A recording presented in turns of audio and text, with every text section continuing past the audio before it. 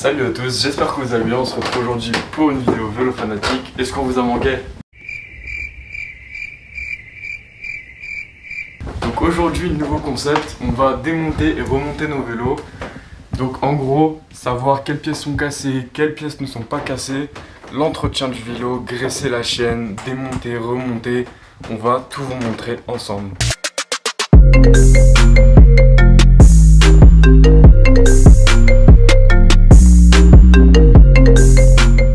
Donc là on se retrouve dans notre atelier vélo fanatique où on bricole tous les vélos qu'on a. Donc là on va faire la vidéo sur mon DH, mon Kona, parce que sur mon Dirt il n'y a pas d'amortisseur. Donc j'ai voulu faire une vidéo très complète où il y a vraiment toutes les pièces. Donc on va commencer par vérifier la pression des pneus déjà, c'est le premier, c'est la première chose à faire je pense. Donc ça, moi je mets entre 3 et 4 bars, que ce soit en tubeless ou avec des chambres à air, je pense que 3 ou 4 bars selon ton poids c'est le top et selon ce que tu fais. Donc plus tu vas faire du goudron, plus il faudra mettre de barres. Si tu vas sur des chemins, il faudra baisser la pression. La deuxième étape sera que vous vérifiez le jeu qu'il y a dans le jeu de direction, dans l'axe de pédalier et dans les moyeux des deux roues. Donc pour ce faire, pour vérifier qu'il n'y a pas de jeu dans votre fourche, vous allez prendre la potence d'une main et la roue de l'autre. Et vous allez faire des mouvements de va-et-vient comme ça.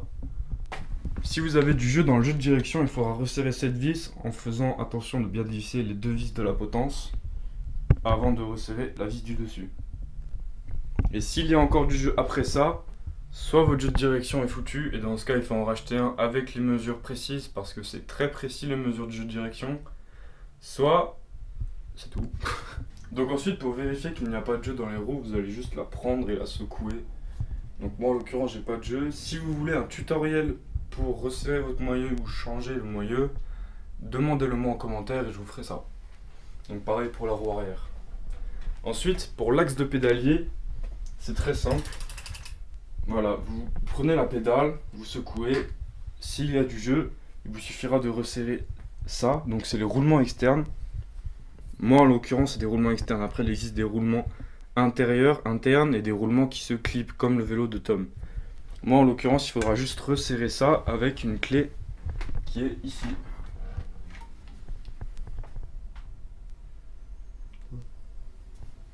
Donc là, troisième étape, on va vérifier que les roulements du cadre sont fonctionnels et ne sont pas rouillés ou abîmés. Donc pour ce faire, la meilleure chose serait d'enlever l'amortisseur et de bouger un petit peu les roulements. C'est-à-dire une fois que vous n'avez plus l'amortisseur, vous verrez que toute cette partie et cette partie-là sont un petit peu libres de leur mouvement.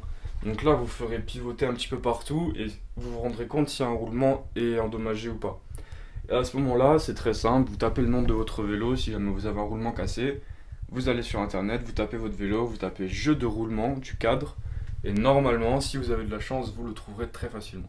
Donc là ensuite, quatrième étape, on va vérifier que les freins sont toujours fonctionnels et qu'ils n'ont pas besoin de vidange ou de changer les plaquettes, etc. Donc là, on va d'abord vérifier nos disques, très important. Alors si le disque sont un petit peu trop mordus, vous verrez que ici ce n'est plus très lisse et il y aura un style de creux. Et à ce moment-là, ça veut dire qu'il faudra changer donc vos disques. Donc prenez bien la mesure du disque. Par exemple, moi c'est des 203. Donc ça peut être précis, on sait jamais. Donc prenez bien, c'est marqué dessus. Et vous pouvez en racheter, ça coûte entre 10 et 30 € sur internet. Donc il faudra vérifier s'il y a assez d'huile ou s'il faut vidanger. Donc pour ce faire, rien de plus simple non plus. Il faudra juste voir si le frein commence à revenir un peu trop, limite à toucher la poignée, c'est que vous avez vraiment besoin de faire une vidange. Si vous voulez un tutoriel de vidange, demandez-le en commentaire aussi, je vous en ferai un sans souci. Donc là, cinquième étape, on va maintenant démonter la cassette et nettoyer le dérailleur pour l'entretien bien sûr. Donc là, on se retrouve sur ma cassette, donc je vais vous montrer très simplement comment la démonter. Pour ce faire, on va avoir besoin de ces outils. Donc un démonte-cassette que vous pouvez acheter sur Decathlon ou dans un magasin de vélo, très simple. Et un fouet. Donc qui va servir à retenir la cassette pendant qu'on va dévisser, parce que sinon vous imaginez bien qu'en dévissant ça tombe dans le vide. Donc c'est parti, je vais le faire. Donc là ce que j'ai fait c'est que j'ai entouré la cassette avec mon fouet et je l'ai tenu ici pour pouvoir fixer dans ce sens là. Donc je vais tirer dans ce sens là pour éviter que la roue tourne. Là vous voyez c'est fixé. Ensuite je prends mon démonte cassette et là vous voyez il y a des petites dents, il suffira juste de le rentrer comme ça et d'utiliser ma clé de 24. Et voilà. Et ça va s'enlever tout seul. Une fois que vous avez démonté cette pièce, c'est très simple. Toutes les cassettes vont sortir. Vous avez juste à tirer comme un autre. C'est très simple, vous avez juste à retirer toutes les cassettes. Moi, elles sont divisées, c'est-à-dire que les deux premières sont seules et après c'est un gros bloc. Donc ça peut être différent à tout, ça peut être toutes les cassettes séparées, ça peut être 2, ça peut être... franchement, chacun son truc, mais bref, il suffit juste de toutes les enlever. Et une fois que vous êtes là, bah, vous pouvez prendre un coton-tige, vous pourrez prendre un chiffon, vous pouvez mettre de la graisse, vous pouvez les faire nickel, briller. Moi je l'ai fait il n'y a pas très longtemps, donc je vais pas le refaire. Donc là ensuite on va passer sur le dérailleur, je vais vous parler un petit peu de comment le démonter, comment le nettoyer, l'entretenir, vérifier si tout va bien, etc. Donc là d'abord, bon, petit coup de chiffon, voilà, ça c'est basique. Et on va pas mal utiliser donc le WD-40. Voilà, c'est connu je pense, voilà. Donc, pour le démonter, il vous suffira de dévisser cette vis, sauf que si vous dévissez là, la chaîne sera toujours dedans. Si vous voulez pas vous emmerder la vie à décrocher la chaîne, c'est-à-dire à l'ouvrir avec un démonte-chaîne, que je trouve assez chiant, vous pouvez tout simplement dévisser ces petites vis là, qui sont ici, et à faire pivoter cette pièce pour faire sortir la chaîne.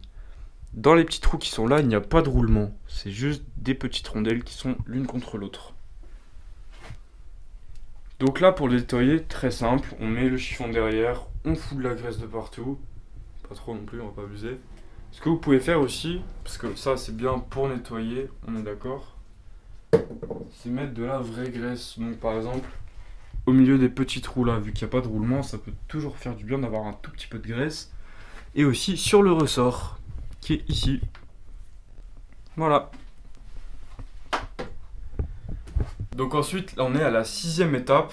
Donc là, ce sera juste graisser la chaîne, graisser les moyeux, graisser l'axe de pédalier et graisser le jeu de direction. C'est 3 choses qui sont très importantes. Je vais vous montrer quelle graisse utiliser pour chacun.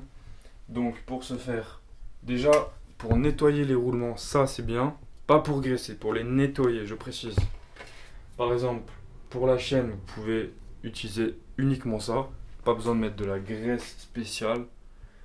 Mais pour tout le reste, vous pouvez nettoyer avec le WD-40 pour enlever les poussières, etc. qui sont dans les roulements.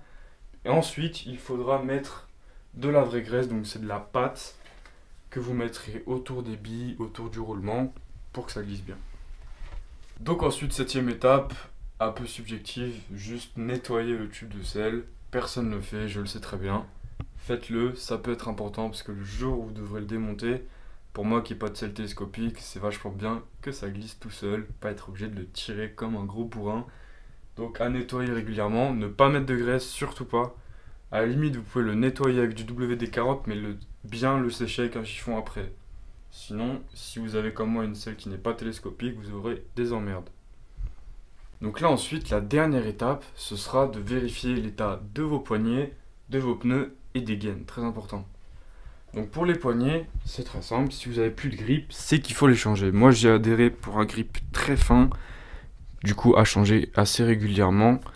J'aime bien parce que souvent je sors sans les gants, donc c'est quand même mieux, on va pas se le cacher. Ensuite, pour vérifier l'état des pneus, c'est très simple. Il faut juste regarder les crampons. Alors déjà, si vous avez des pneus qui sont vieux, ils peuvent être fissurés, mais bon ça c'est vraiment des cas critiques je pense. Mais après, selon les crampons, par exemple les miens qui commencent à être un petit peu usés, ça veut dire qu'il va falloir que je change bientôt mes pneus. Donc ensuite, la dernière chose à vérifier, ce sont vos gaines. Donc s'il vous plaît, ne mettez pas de scotch sur vos gaines, surtout si vous avez des freins à câble. Et de manière générale en fait, parce que si vous avez des freins hydrauliques et que vous mettez du scotch, c'est-à-dire qu'il y a un trou, et là c'est impossible, impossible. Donc, pour ce faire, vérifiez partout qu'il n'y ait pas de pli, donc de coude. S'il y a un coude, le câble peut être endommagé. Moi, comme vous voyez, je me suis arrangé pour ne faire aucun pli nulle part. Voilà. Et si vos gaines sont à changer, je pense que c'est assez simple à faire. Pour les freins hydrauliques, vous avez juste à vider l'huile, à dévisser les petites vis et à changer la gaine. Couper à la bonne longueur, bien sûr. Donc je précise que pour les dérailleurs, il faut mettre la plus petite vitesse. Et après, c'est-à-dire le moment où le câble est le plus détendu, il faudra le pousser de manière à ce que le câble ressorte par là. Si vous mettez une vitesse, ça ne sortira pas. Le top, c'est de mettre des gaines en une seule partie. Moi, personnellement, les gaines qui font des espaces où on voit le câble et où on reprend, c'est l'une des dernières choses à faire si vous faites du DH ou du freeride ou de l'enduro. Donc c'est la fin de cette vidéo, j'espère qu'elle vous aura plu. N'hésitez pas à me demander si vous avez besoin de tutoriels de quoi que ce soit. C'est Tom qui a tout filmé, merci à lui. Je sais pas si vous l'avez remarqué, mais les vidéos elles sont de meilleure qualité. On a investi dans un micro, dans un objectif Rhino Shield, donc voilà, je vous le montre. Donc franchement là on filme avec, c'est super, ça permet d'élargir le champ de vision, donc c'est cool. N'hésite pas maintenant à t'abonner, à mettre un pouce bleu, à partager, même à mettre la cloche de notification pour avoir toutes les notifications. N'hésite pas à envoyer, comme on l'avait dit dans la vidéo précédente, des vidéos de vous à Tom, même des caractéristiques de vos vélos, plein de choses. Si vous avez des idées, quoi que ce soit, n'hésitez pas à nous en partager. Et on se dit à la semaine prochaine pour une vidéo, j'espère. Salut! Allez, ciao! N'oublie pas de t'abonner.